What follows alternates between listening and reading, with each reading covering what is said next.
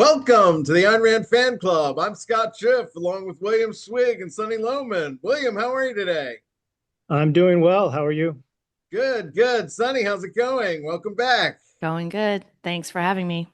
Good, good. Well, bit of I guess you'd call it a controversial subject. We're going to be talking about grudges and spite.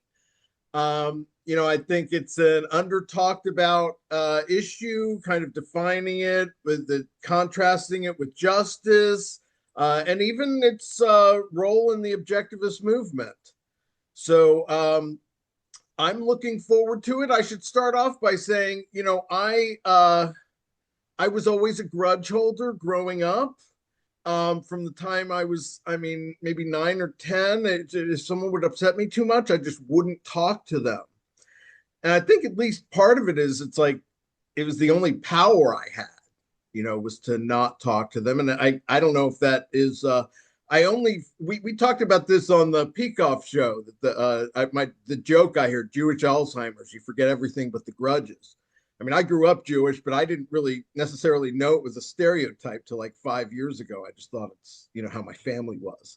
But so with that, out of the way, I just want to say that, I'm not defending grudges and spite per se. I like to think that I've grown out of it as I've gotten up, but I do think there is a place for it, and it's different than justice. I think it has to do with kind of Ragnar's approach versus the rest of the strikers.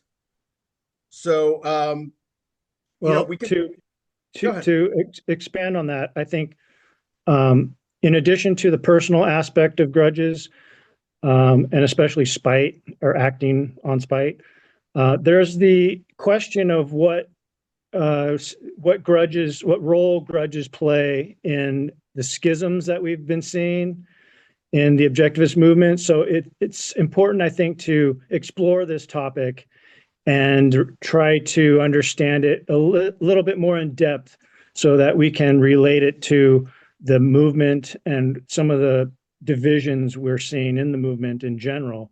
I think it's part of that equation in our understanding. And also, it might help us maintain communication between the various factions in the movement. So I think that's kind of the general purpose of why we're exploring this topic, but it also is very personal. And I know it's very personal for you, Scott, so it'll help people understand their own psychology, perhaps. Absolutely.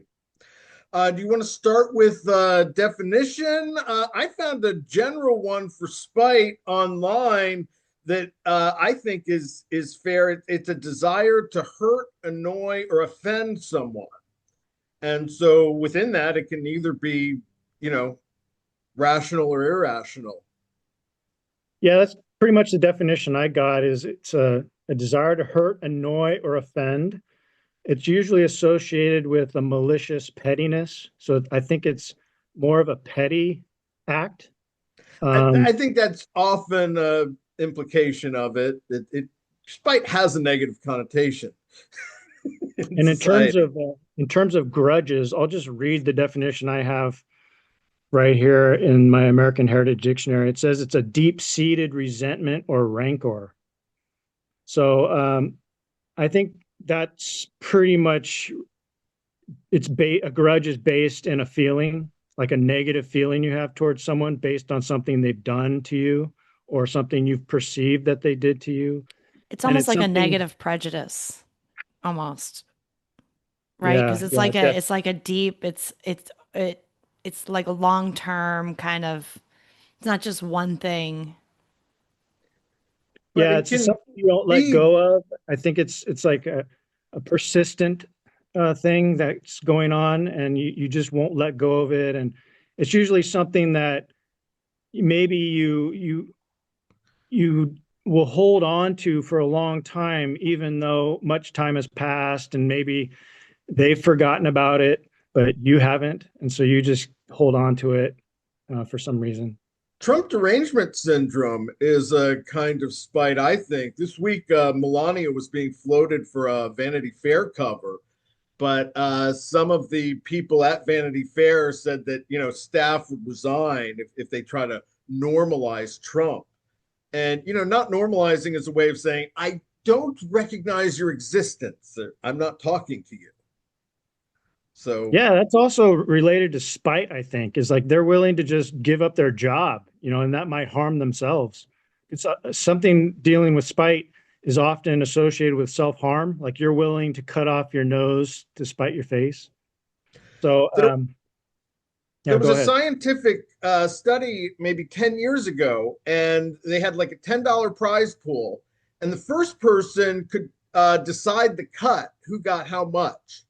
And the second person could decide whether or not to accept the deal and take what was given, or to say no one got any money. And in game theory, you'd think that there's a time to say that, oh, well, B should always accept it, even if it's just a penny, because he's getting something. But what we see is that spite kicks in, and they're like, no, you know what? How about none of us get anything if you're going to be like that? And because the first person has more to lose, and it kind of shows that spite can become a bit of a moderating influence if handled right. You don't want to push someone to the point where they just want to, kill you or something. Probably indicates someone's like general perspective or worldview. Like, are you out to destroy other people, or are you out to benefit yourself? It's like selfishness versus, I don't know what the term is for being out to just like a nihilism. So if you're like a nihilist, then you would say nobody's going to get any money. But if you're a selfish person, then you'll grab the money because you want to benefit yourself. But there is a place to say, oh, you did me so wrong that I'm going to teach you a lesson, even if it costs me a little bit. I see it in driving a lot. People don't like to be passed. And so, you speed up, and all of a sudden this slowpoke decides now he's a speed demon. Well, And anytime somebody spends money to sue somebody would be an instance of that, because you're risking money in order to get justice of some, what you perceive as justice. It's kind of a toss. You don't know if you're going to win or not. So you have to be willing to spend whatever that lawsuit might cost. Depends on what value you place on your money or your time or whatever you're exhausting in order to achieve something. So it might be worth it to you to spend a lot of money to sue somebody, even though you might lose, because you believe in a higher value, like justice or something, right? You think I need to achieve justice no matter what the cost. Or the flip side of that, people might defend themselves. They might defend a dollar. They might spend $100,000 to defend a dollar's worth of value on principle. And I feel like that's an emotional. Is it emotional? yeah, It a is lot kind of of, times on because principle means the guy pissed me off. right. I'm not gonna let. They're not gonna get a dollar from me.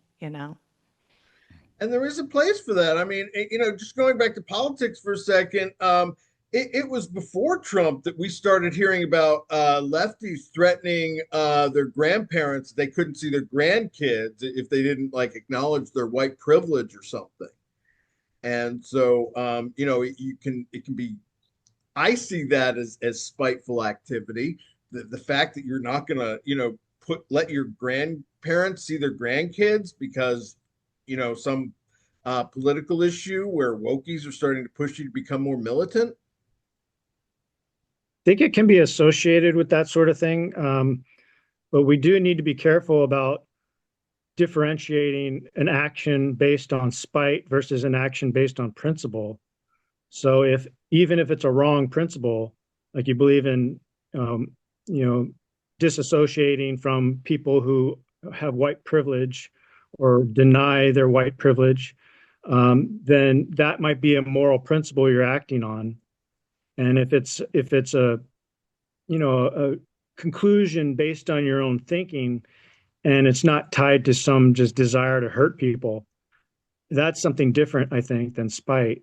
But you could associate the two if it's not a very well established principle and it's just kind of like a floating abstraction to them. And then the real motivation is just this nihilism they harbor, and they just want to hurt their parents for some reason. I think that that is the key issue too, because like within objectivism, I think people feel that they are required to judge. They are supposed to make judgments and act on them. But the question is, when are you sliding into spiteful or grudge territory in making judgments? When are you cutting off your nose to spite your face by disassociating from people that you have a philosophic disagreement with, for example? So I Do think you that have is standards for when you cut someone out of your life, or is it just, they pissed me off and now they're gone?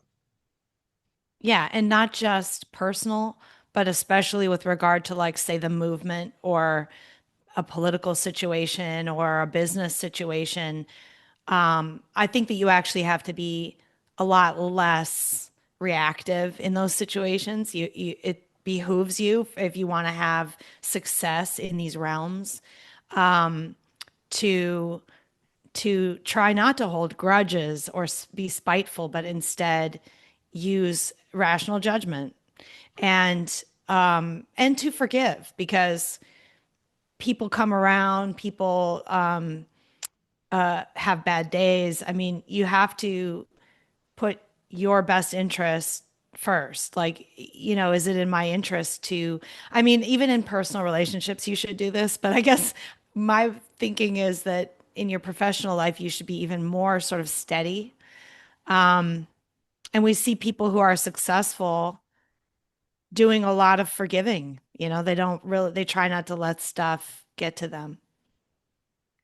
Yeah, absolutely. And part of rationality is taking into account when it's time to forgive or when it's not. But speaking of the movement and attitudes on grudges, and I guess I've got a little bit of a grudge against Yaron Brook as well, but he was talking about he also is a grudge holder. I don't believe in forgiveness unless it's earned. I do believe in letting go, contextually, so you can live your life. Right? But I'm a big believer in holding grudges. How much does that help in the movement? No, and again, I'm a grudge holder too, and I understand it. I like to think that I've gotten better as I've gotten older, and that maybe some stuff where I would dive into a fight, I'm like, all right, I like this person. Let me just pull it back a little bit, and take into account your whole value hierarchy. Yeah, well, I'm not much of a grudge holder, especially since I've gotten older and learned, how to deal with people a little bit better. But I think that saying you're a big believer in holding grudges might be a mistake. I don't know. Pride in the grudges. I mean, is that a principle? Like I hold grudges on principle or something? Yeah, it actually sounds like a personal problem, like a psychological problem. I would never say that. I mean, I'm sure I hold grudges, but I I'm not proud of it. Like I don't, what I'm saying? Like I'm not like, oh, this is the way to walk around. If you cross me, like I'm just a baby and I can't handle it. And you're right. It goes you know, back to that objectivism and moral judgment. And some people use that moral judgment as kind of an excuse for, the people they just wanted to drive out of the movement or what have you. I'm convinced that most of these schisms are personal at root, even when they, dress them up in language of fundamental philosophical differences. We did cut that quote short. I mean, he does go on to talk about, how serious the conflict is or the transgression is, and it matters what the level of harm is, and so he's not going to hold a huge grudge against someone who just slights him, in a very small way, but if it's a huge slight, then he'll hold a big grudge. So I actually like that aspect of him presenting a seriousness aspect to it. Like, what is the seriousness of the harm being done to you? That's fine, but I mean, sometimes you can change. That can be all a veneer for just how much it upset you, versus like how objectively bad it was. And so, if someone like, well, what exactly did Craig do to him? Because he'll never forgive Craig. I mean, basically tried to reconcile with ARI. Barney got kicked out for that too. So, I mean, you can always just say, oh, what they did was just the worst by building it up and coming up. It's even goes back to Rand with Brandon. I mean, according to their accounts, when they finally split up, she slapped him twice and said, if you have an ounce of integrity, you'll be impotent. So that the problem here is we don't have the personal context. So it's part of grudge holding and acting out of spite is very personal sometimes, and we don't get the full context, and it's very deeply psychological. So we don't have the motivations or the full context for the motivations. So also we're getting that Rand story secondhanded. So we don't know exactly what went on. So it's very important, I think, to stick to, facts, or at least, good eyewitness testimony, testimony we can have some idea that it's true or have some confidence in that it's true. Otherwise, we're just speculating and making assumptions, and you don't really want to base, difficult conclusions on such flimsy evidence. I get what you're saying. I guess, just other examples, that some of the impetus of this was the Peikoff thing. And I guess one of my issues is bringing up, whether or not a grudge holder like Peikoff and that's been, it is that exonerating when he cuts his daughter out of his life, just in terms of it being his same personality, because he's always been. I don't know. I mean, there's a lot we've already done 2 shows on that, so I don't really want to get into it anymore. But I just think it's hard. Cutting your daughter out like that is a kind of grudge and spite thing. And well, he's basing it in his words, he's basing it on something she did. So you have to go by, that testimony and make your own judgment on whether he's valid. That's a valid response that he's making towards her. Not being like an insider for any of these issues, these schisms that have taken place, and just like watching from afar and knowing kind of what people say about it, and just, the Reisman one sounded pretty personal. In fact, no one ever like condemned them philosophically. It was just like, you're off the board because we don't get along with you. And then, but they were cut out philosophically. Like, they were not continued to participate in the conferences and things, even though they had a huge amount to offer to students of objectivism. And so that was definitely a grudge. If you think about them just being like iced out, even though they had no philosophic issue with these people, and these people provided value to the movement, they were out. The way I heard that story was that Harry and Peter came to Leonard and told them it's the Reismans or us. Yeah. And so, and then the one with Harriman and McCaskey, which then brought in Biddle. I mean, I think that Peikoff thinks that he's thinking to himself and saying, I mean, and there's evidence of what he was thinking, because he said what he was thinking, which is, how dare he criticize something I myself have endorsed. And so as an objectivist, I'm like, what?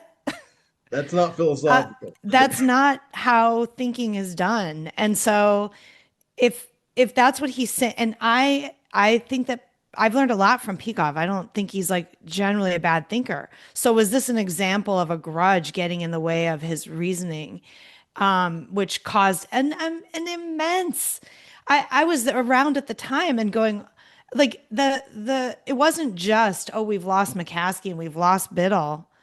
It was half the freaking people who I knew as objectivists took off and were like, we're done with ARI, we're done with this movement. I want nothing to do with these people. It caused so much bad blood within. This is a group of people who are together and unified because we want to spread Rand in the culture and understand Rand better. And they just like dropped a bomb in the middle of it with that stuff. And so there is, it did so much harm. And that happens on each schism. It was literally cutting off their nose to spite their face. It did so much harm. And then when you talk about Biddle, at that time, he was, publishing the Objective Standard, and it had all this momentum. And he had just gotten it into Barnes and Noble in the past year, and it was like a huge deal. Oh yeah, let's throw that guy out because he doesn't agree with how we've handled this. And which isn't even a philosophic difference. It's like you guys did not handle this well. And you need to accept that. And it was true. I mean, I completely agreed with him. They didn't handle that right. And so then for them to then go after Craig was just more. And then they would not allow people to write for the Objective Standard and also be on the Speakers Bureau at ARI. So they used their influence. And so how is that not grudge holding? It's like one thing to say, okay, Craig, we don't want to do business with you anymore. But then they told everyone else, you're not allowed to do business with him. And they went and made phone calls, getting people to drop their subscription and drop their donations. And like they went on a whole campaign to destroy him and the Objective Standard, a objectivist publication featured in Barnes and Noble. I got to go back to my family for a second. This is how Jews fight. They start lining up the rest of the family against you. But like, what good is any of it? Like, how is that any kind of justice or judgment or any kind of rational? That made no sense. And if you're being selfish, that made no sense at all. So we brought up the McCaskey versus Peikoff and the Biddle versus Yaron and Onkar.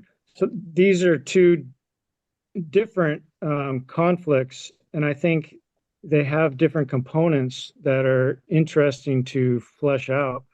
The problem with these intellectual schisms is that I don't think they're solely based on grudges or emotions, because they always have this intellectual component attached to them. They always make some sort of argument.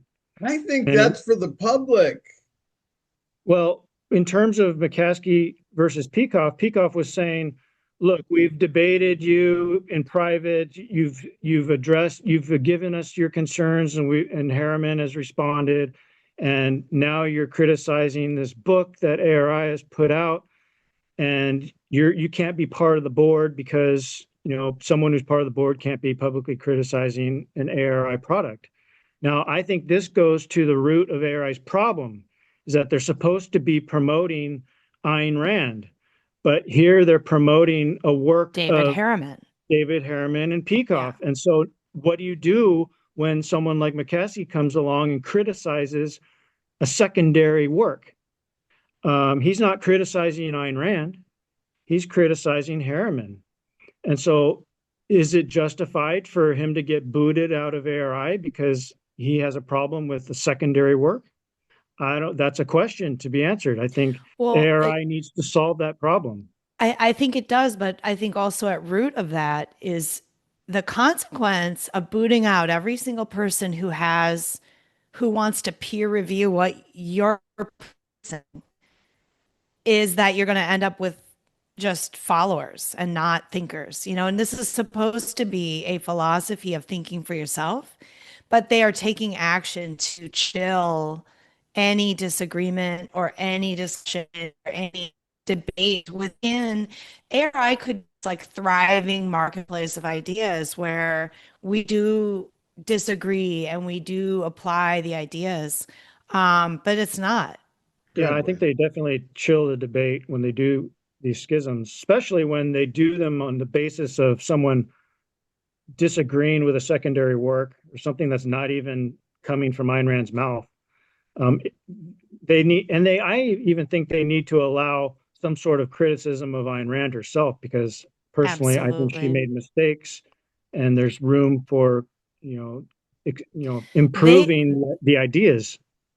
They themselves disagree with her on certain things, but they don't talk about it. They refuse to talk about it. But then if you criticize something that they do agree with, and by they, I mean this, elite group of objectivists who are in control of her copyrights and stuff, or, whatever, the archives, they get to decide which parts of Rand we agree with or don't agree with. And if you disagree with them about which parts are right or wrong, then do you know what I mean? Like they will never discuss that she was against homosexuality. They will never discuss that. But they will, say that she was for abortion all the way up until the moment of birth, when she never said that. So it's like they have such a inability because they've also locked down discussion of Rand herself. They make these errors, and they don't have any peer review, and there's no vibrant discussion about it. So they get it wrong. And right.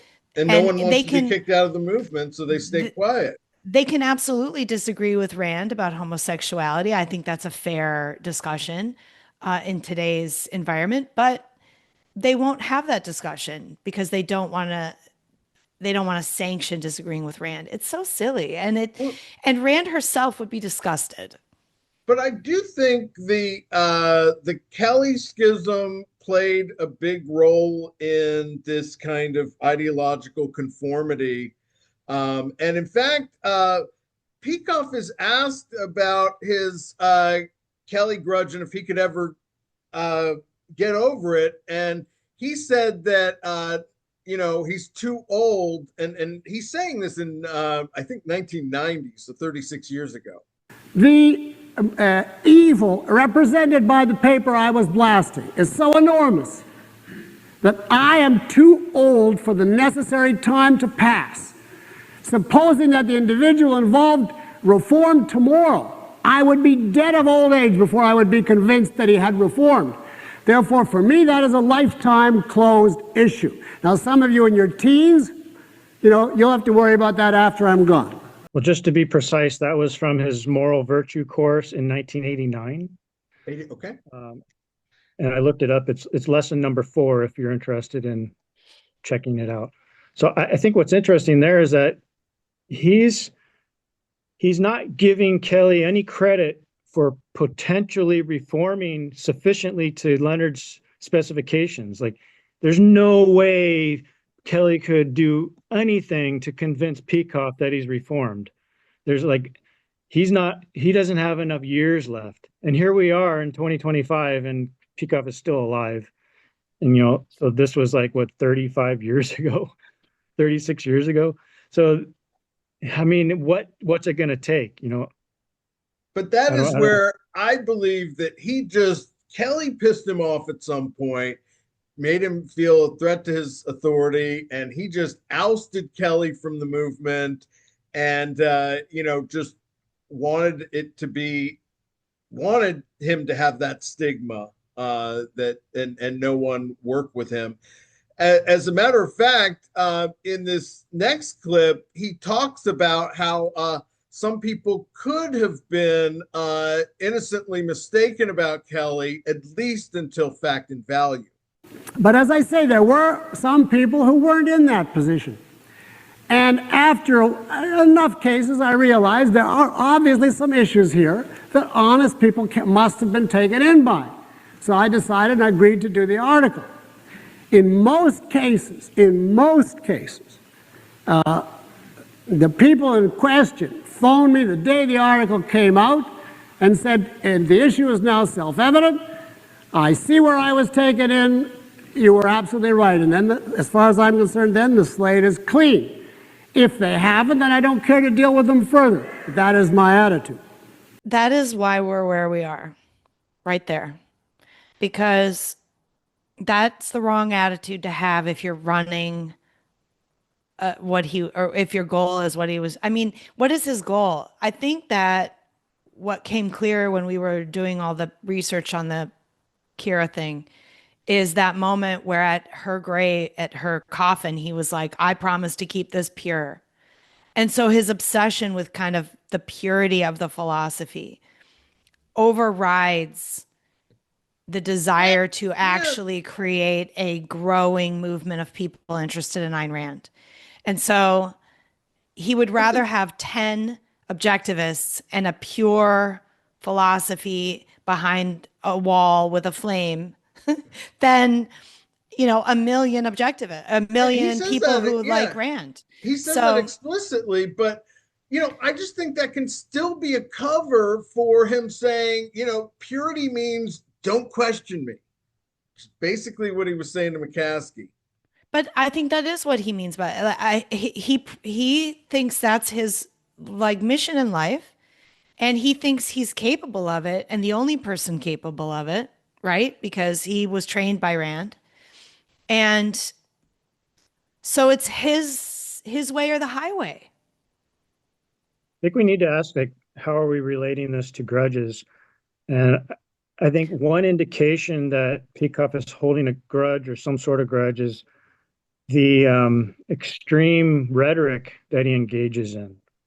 In the previous clip, he was saying that there's like no amount of time left for Kelly to sufficiently reform. Yeah. So it's like you got to ask yourself, like, what is that rhetoric based on? Why even go there? Why say that? Or the rhetoric in the second clip where he's saying, if you don't accept my one thing that I've written about this, you're out. Exactly. Like this very and that worked. Yeah, it worked. It comes off as kind of like a threat. Also, he's also saying that he's also saying that you're honest in one moment where you've read Kelly's article and you're wondering, like, does this make sense? And then Peikoff says, well, you need to read my article. You need to read my response. And then if you disagree or you don't sufficiently understand it, then now you're dishonest or you can't be part of the movement anymore. So it's like, and I don't think people go from honesty to dishonesty that quickly. You know, right. If they're not convinced by Peikoff's fact and value article, but they were honest the moment before they read it, then you have to give them some leeway or maybe try to convince them further. But he's like, this is the be all end all of my argument. If you don't understand fact and value, then I'm done with you. I mean, that also contradicts what he teaches or has taught, like in the art of thinking, about how thinking works on a spiral, and that, you know, you don't just read something and it just all clicks and you get it. So it contradicts his own understanding of epistemology too. And so I wanted to relate this to Ayn Rand, actually, because I think there may be, if not a fundamental, but a very common grudge intellectuals hold against stupid people or the perceived like common folk. Because I looked up a quote, I forgot about this, but I wrote about this a few years ago.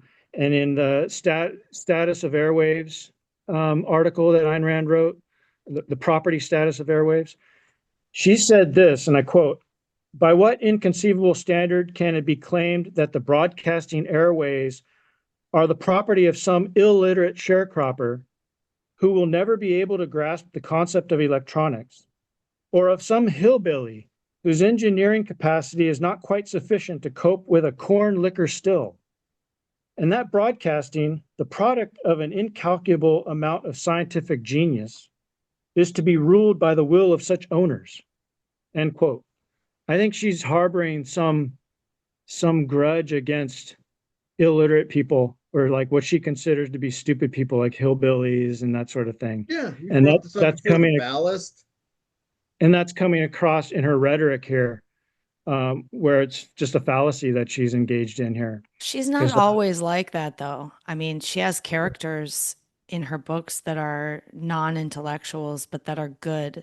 That's true. So, Well, she's not going to be fallacious all the time, or else people will figure that out. So, yeah, but if she has this, like, maybe she wasn't even really aware of it consciously, but yeah. if she has this sort of bias against a certain class of people, then it'll come out in any argument she makes, like referring to that class of people.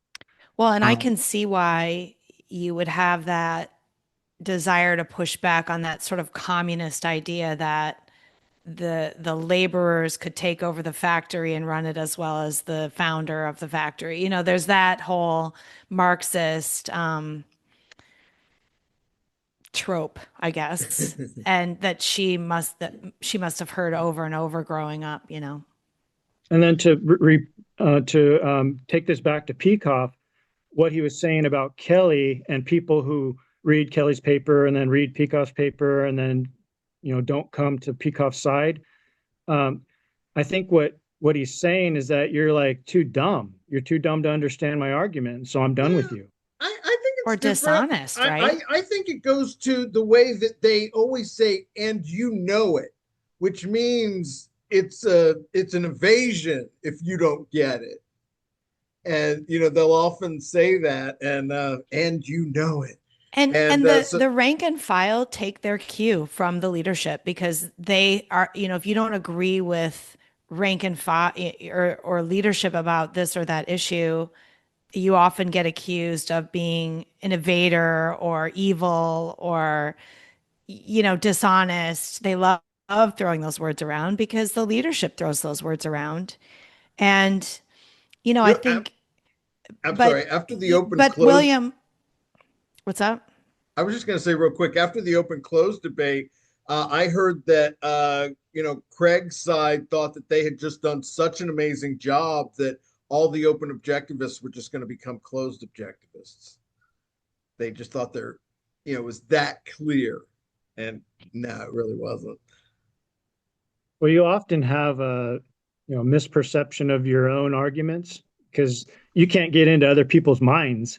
But then to say you're dishonest if you don't accept my arguments. Yeah, I think you need more evidence than just somebody didn't immediately agree with me when I made my case brilliantly, which maybe they did, but yeah, people's understanding, experience, knowledge is a spiral. You have to kind of sometimes see things, like when I look at people who still support open borders, that they are dishonest. And because I'm like, how can you not see the damage that this is doing to the West in every country that it's happening?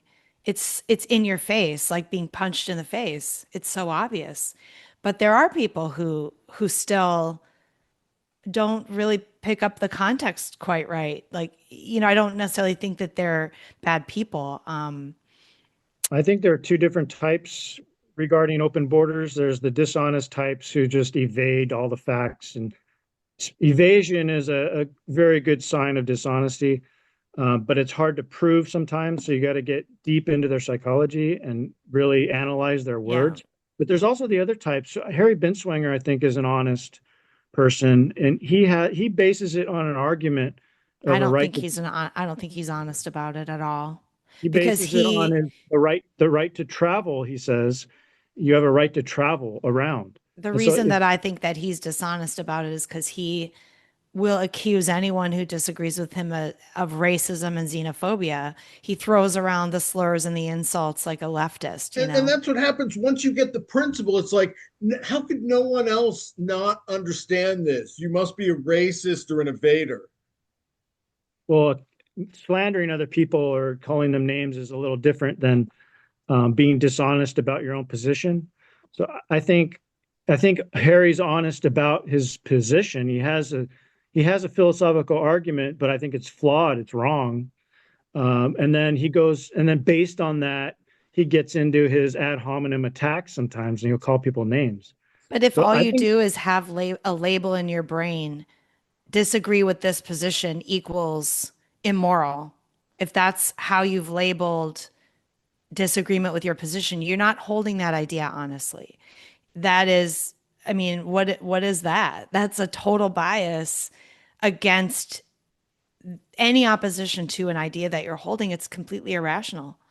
Well, that's So why I brought up the Ayn Rand quote. Is I think this is something that's possibly, this is just a theory, but possibly ingrained in the objectivist movement, especially the ARI intellectuals, so they associate, disagreement with an intellectual position with stupidity, like a illiterate sharecropper or a hillbilly. If you disagree with my fleshed out position and you don't get it, then you're dumb. And so but it comes out in these ad hominem attacks like you're dishonest. Like they'll say you're dishonest, but what they really mean, that's just another term they're using for stupid. Like you're too dumb to figure it out. Harry Binswanger also has taught classes on logic. So he knows when he's using fallacies.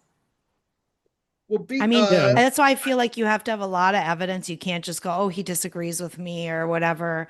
You have to have a lot of different things to say somebody's evading or somebody's dishonest or somebody, there has to be so much more context than just they don't get what I'm saying. But back to I want to understand better, because at a certain point with Peikoff, for example, if his goal is to keep the philosophy pure, like at what point do we know that he is flipped into grudge holding? And you said like his rhetoric around that is kind of what shows that.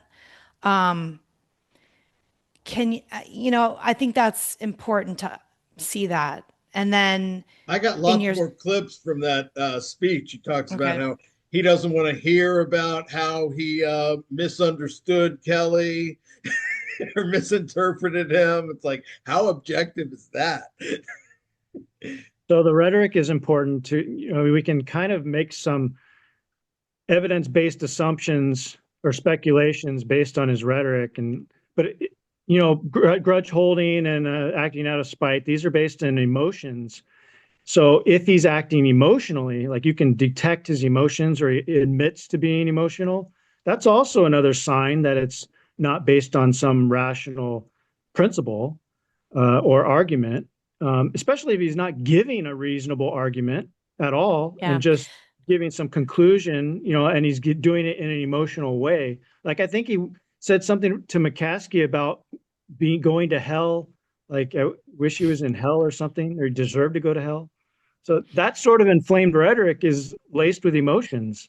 Yeah. And I think on a personal level, when somebody has wronged me or hurt me, and I might initially have emotion, I might, like you said, Scott, you used to not stop talking to people. Maybe you cut somebody out of your life, but eventually when the emotions fade, a mature person goes, well, what is going on here? And if I meet them in public, am I civil? Is it family? Do I just have to kind of let it roll off my back?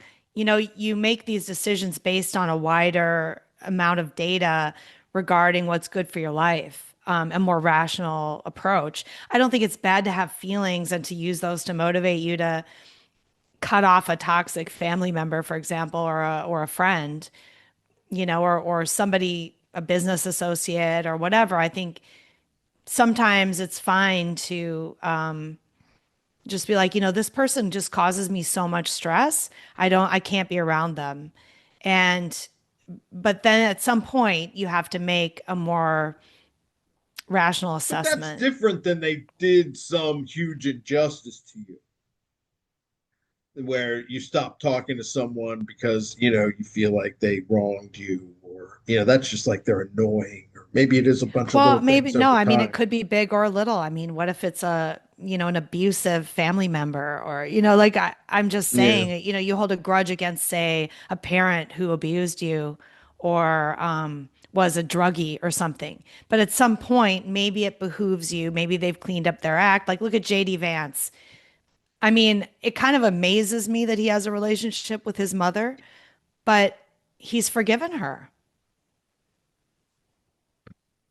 Yeah, I do think there is a place for that. I've had grudges with people for a time, and then over time, it's just like, I got more value out of them. I think it's about your hierarchy of values and what's most important to you, and being able to reassess that from time to time. And to your point earlier, you were saying, realize in politics when there's like bigger fish to fry. One of Kelly and Peikoff's arguments was whether, an academic Marxist was worse than Stalin, and, or whether the libertarians are worse than the socialists, but I mean, at some point we got to realize, the statists are on the march. And if we want to counter them, that we have to put aside some of the pettiness. Yeah. And but also it's both. It's like put aside the pettiness and unite, but also attack the bad guys with the full force of every grudge we can muster. You know what I'm saying? I think it's direct both. the grudges. Yeah, Yeah. exactly. I just wanted to switch gears, just briefly talk about the role of spite or grudges in history. I think you could argue the rise of the cities, in addition to agricultural technology, was kind of a reaction to banditry. It's like, oh, you guys want to, how about we store all the food in one place and then knock you guys out? I think we need to be careful about broadening the purpose of grudges and spite, because forming a city is a major undertaking. There's going to be a whole slew of reasons for doing that. Okay, and all right. Just, like doing it to spite the bandits is just maybe one small aspect of it. The first sacking of the Roman Empire happened by Alaric, king of the Visigoths, in 408. And the original way you just assume it happened was these, barbarians were just going after Rome. But in fact, these guys were allies of Rome and did a lot of their fighting and cost some of their best men while the Roman legions stayed back. And so they were fighting off other vandals or other barbarians, and they weren't, he wasn't getting recognized or appreciated, and that's what led to him sacking the city. So I was think, it, or was it just opportunity and money? that's fair to say, but I mean, I think if they would have treated him fairly, we talked about the American Revolution. Washington, there's I have a clip about how he went to Lord Loudon with his plan for the French and Indian War, and he got humiliated in front of him, and that's kind of between that and his Virginia land. I think Sonny, the story of Benjamin Franklin getting humiliated in the cockpit of the Privy Council in Britain. Yeah. And that he was loyal to the king before. And even France itself, they were looking for payback from the French and Indian War. They also thought it would be a good counterbalance to have America as an independent country, even if it ended up costing them. But okay, but I think I mean, are those examples of grudges or judgment? Like if we take the Ben Franklin example, he had been in England for years trying to make headway with them for the rights of colonials and wasn't getting anywhere. And then it culminated in that. That was a moment where it was like it finally clicked, and he realized they're never going to treat us like Englishmen. And yes, he was personally embarrassed and probably pissed off at that particular person, maybe that group of people. But I don't believe that he joined the revolutionary effort because of a grudge. I think I'm not saying it's the only reason, but I think that they did it. His son was a loyalist. He was the loyalist. Tragically. Yeah, tragically, they destroyed their relationship. But as a result. Yeah. I don't think he was intending to be part of some independence movement until after they humiliated him. He was trying to salvage. He knew that was coming. He was trying to salvage the situation. He loved England, and he lived there for a lot, and he was like a I'm kind of that way now. I love the English. I love England. Yeah. But, you know, Then they pissed him he off. also wanted, well, no, it's not. I just disagree with that characterization. I don't think, yes, I'm sure it was humiliating, but he had values that he was pursuing and that he was in favor of. I understand that. I think all that kicks in. I think the humiliation or spite or where you get that kind of oh no just kind of brings up some of that stuff that had been building for years in him. And but it made him able to switch. I mean, in a lot of ways, all the colonists went through that broke from England, went through something similar where something just made them feel like we're better off independent. Well, but I feel like you're disconnecting feelings from actions in a way, like, or thinking and feeling. I mean, we're human beings. We have emotions and we have thoughts, and um, what our values are and what we want in life is tied to our emotional well-being. So, you know what I'm saying? Like, I I don't. think I'm it's sure I'm hard being to flippant and saying, "Oh, they just turned him into a rebel overnight." But I think that it's hard to associate such radical action with petty emotions. I think Washington and the Romans or the other examples you gave, these are like we're talking about major historical figures and events. And I think, you have to appreciate how much rational thought or thinking went into it. And to attribute them to grudges or spite, it seems flippant. Like it's something more important than that. I'm all the other stuff matters. I'm not even trying to take away from their character. I'm just saying that sometimes when we change our mind, it's because of something like that that flips us, an event like that.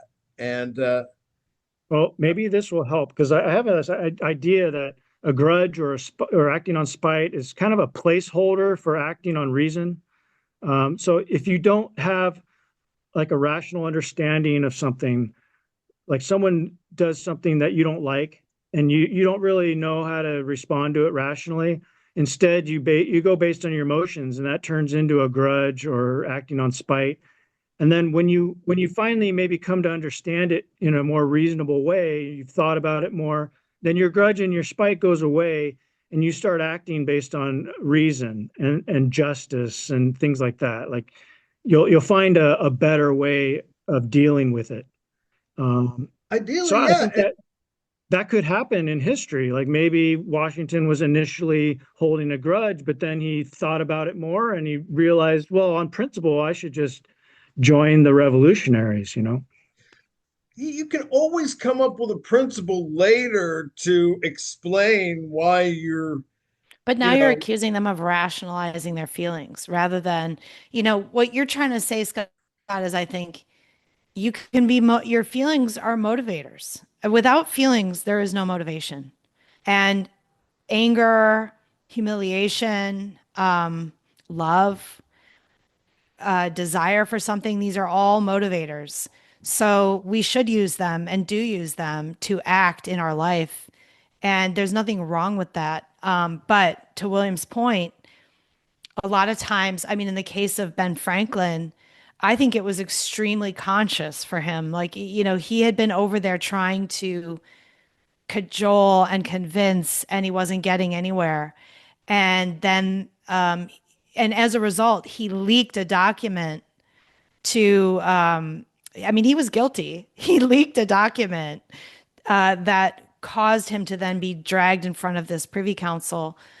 And the document he leaked was informing the colonists of something that was happening that was against their interests.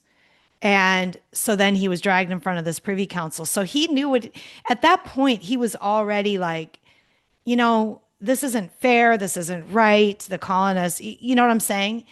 And well, then there's that been other happened. things going on. The Tea And then Party had just happened. pretty much immediately after that, he was on a ship back. So it was for sure. I'm sure it motivated him, but there was there was conscious deliberation involved in his decision.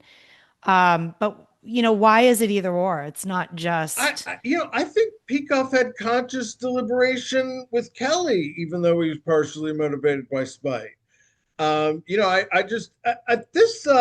have a quote here from. Well, I think that's the important thing. So, like William said, at some point, you have to think about what you're doing and the actions when Peikoff's making that statement, 35 years couldn't go by and there's nothing he could do and all that is actually irrational. That shows that his emotions have overcome his goal of a movement, of spreading Ayn Rand, of these things, right?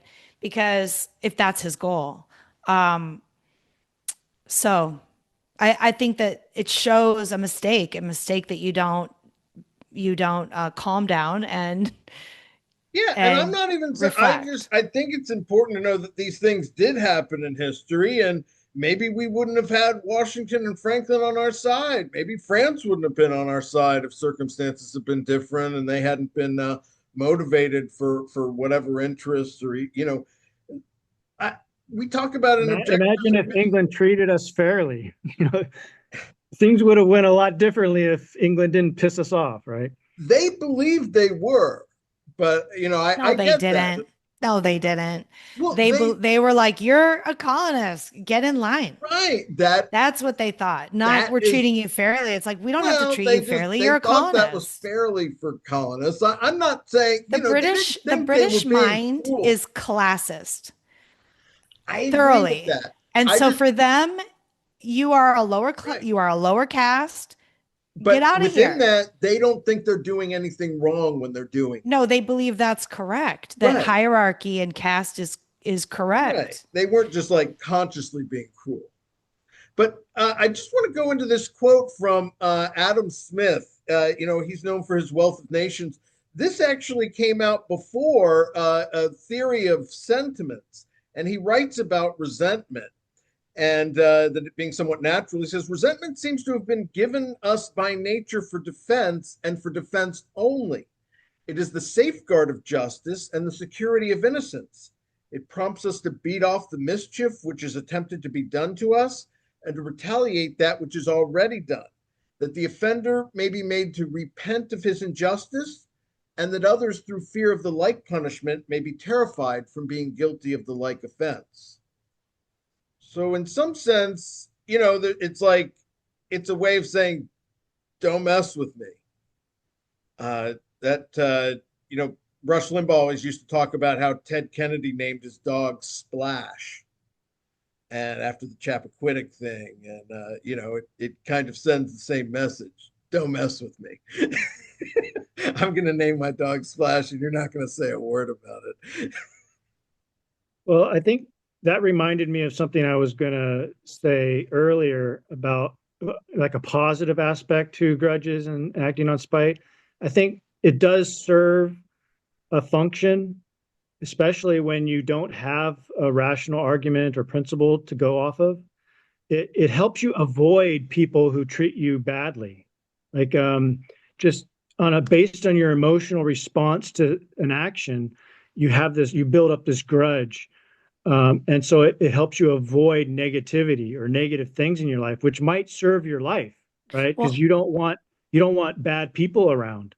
So it's an emotional motivator, like Sonny was saying earlier. It's a motivator to save your own life and keep yourself safe. To that point, you talking, it just made me think. How it works that way too is.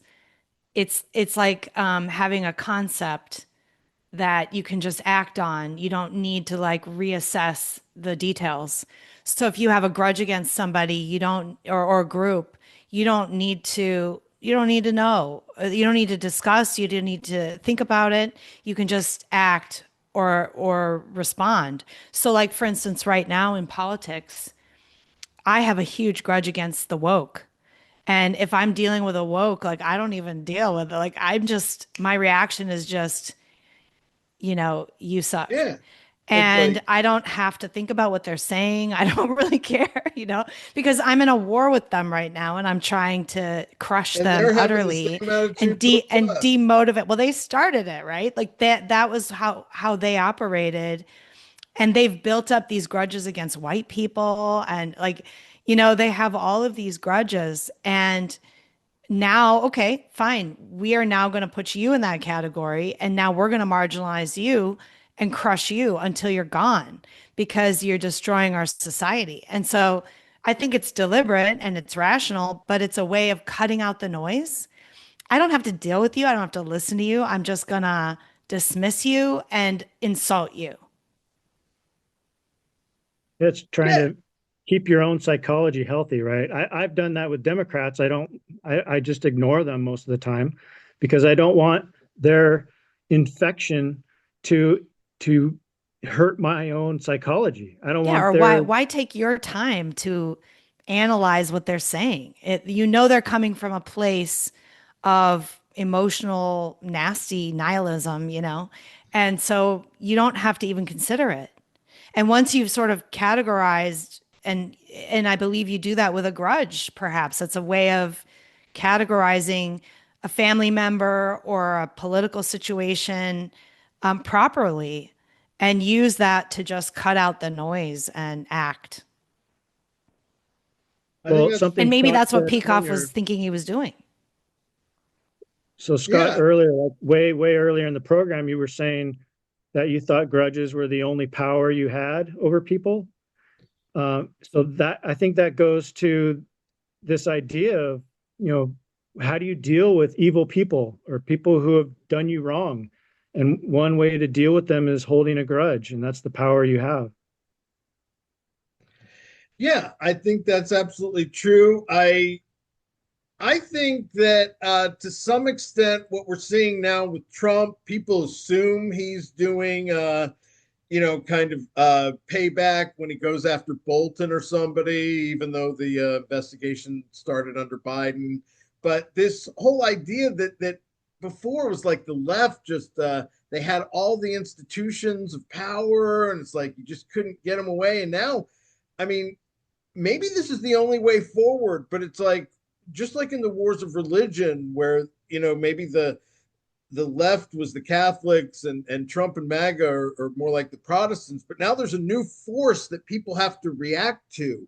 And even if people think Trump is being petty or spiteful, it's the only thing that's actually going to make them not just auto default to, going woke or punching right. Because now they're afraid of this new force. And that even though both the Catholics and Protestants were kind of irrational, the Enlightenment came from, and calls for political tolerance came from out of both sides being willing to be spiteful. I'm not sure I fully followed that, but maybe we can say something more general about Judaism and Christianity, because we were talking about this the other day. We associate grudge holding with the Jews a lot, and we associate forgiveness or tolerance with Christianity. Judaism has an eye for an eye. And then Christianity has love your brother or turn the other cheek. So I think that historically we started with this idea of holding grudges, at least in terms of the Western religion. And then they kind of realized something else needs to happen. This is not working exactly. And then you got Christianity and you got Jesus dying for our sins and, preaching forgiveness, loving your brother. And so I think in some way that's the correct response, is that you need to balance grudge holding with forgiveness. But on the other hand, you shouldn't go to the extremes of either one. Like you can turn the cheek too many times. You can tolerate someone way too much. And on the other side, you can hold a grudge for too long, or you can do something spiteful that really harms you and is not good for you. There's a bunch of cheek turners in the liberty movement. They're just going to roll over for what the left does. That's part of where Trump came from. people, the establishment Republicans weren't fighting; they were scolding their own party. I do feel that within the liberty side of things, particularly I see this with objectivists, but I see it with libertarians too, that their grudges against certain people, and it is often Christians too, prevent them from thinking and discussing and debating ideas that are culturally relevant. Well, I'd certainly like seeing more debate on the right and among the conservatives, and I'd like to see the right split into conservatives and the capitalists, and then we'll have this like major debate on the right, because I just want the left to go away. We want to just crush the left. Wouldn't that be interesting?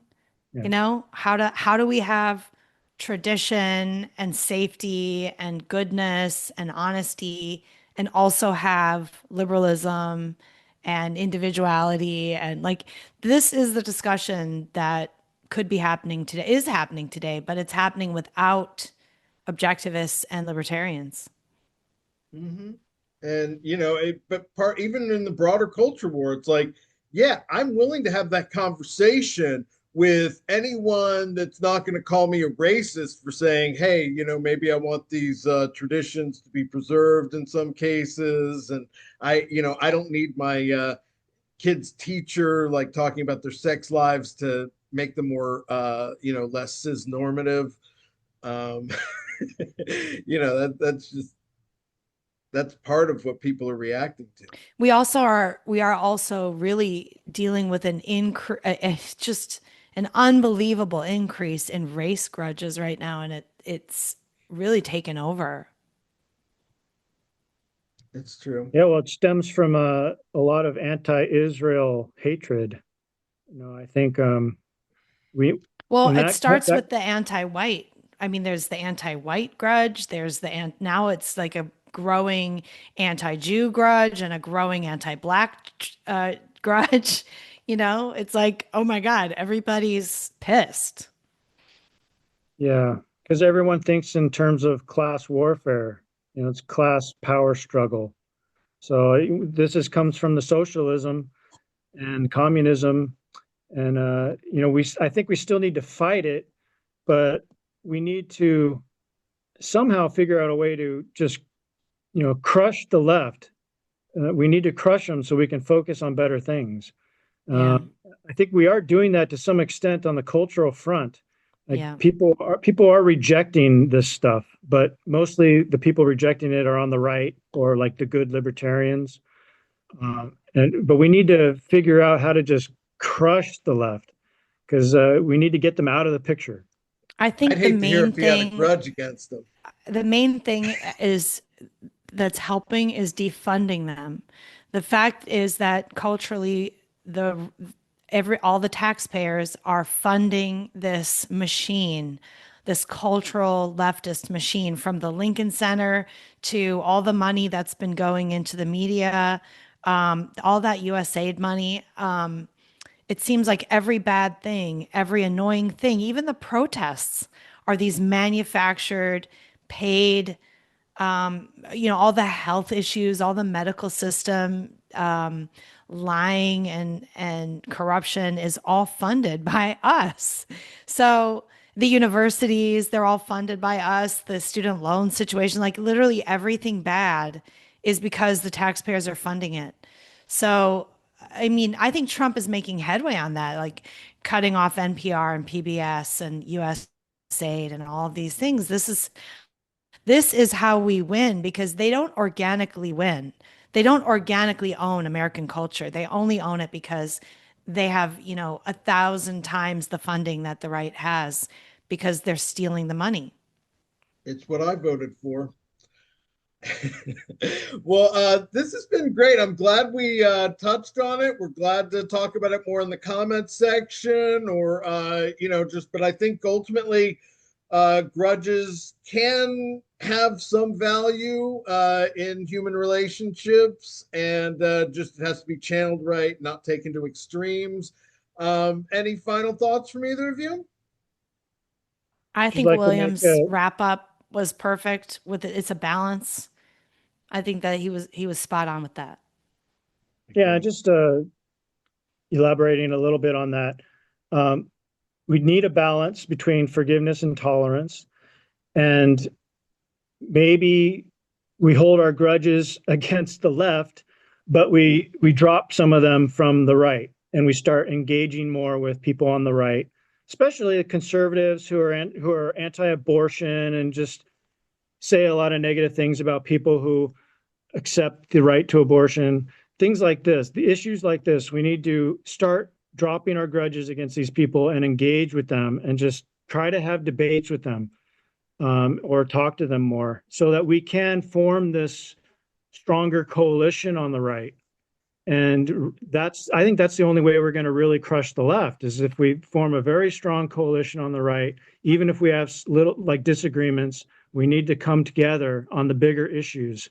And somebody needs to be the adult in the room and, drop their grudge and try to form some, get back together with these people and reconcile. I totally agree. And then to take it down smaller within objectivism, or just say Rand fans, it would be very nice to see an end to the lack of debate, the lack of willing to discuss ideas, Rand's ideas, Peikoff's ideas, all of the Kelly, even whatever. I mean, let's talk about it all. We're supposed to be independent thinkers. And I was fortunate. I was part of the University of Minnesota Student Objectivist Club back in the 90s. And we used to get together and rip everything to shreds. And we played devil's advocate. And I didn't even know there was this other thing going on where people were like, and so then I kind of came of age and I come out into the wider world of objectivism. And I was surprised at how much I was just shocked that people who say that they're independent minded are cutting themselves off. So they're stale in their thinking because their grudges, literally their grudges are not allowing them to think or speak about other ideas. Good stuff. Well, this has been great. Thank you both so much. I'm Scott Schiff, along with William Swig and Sonny Lohmann, and we'll see you next time.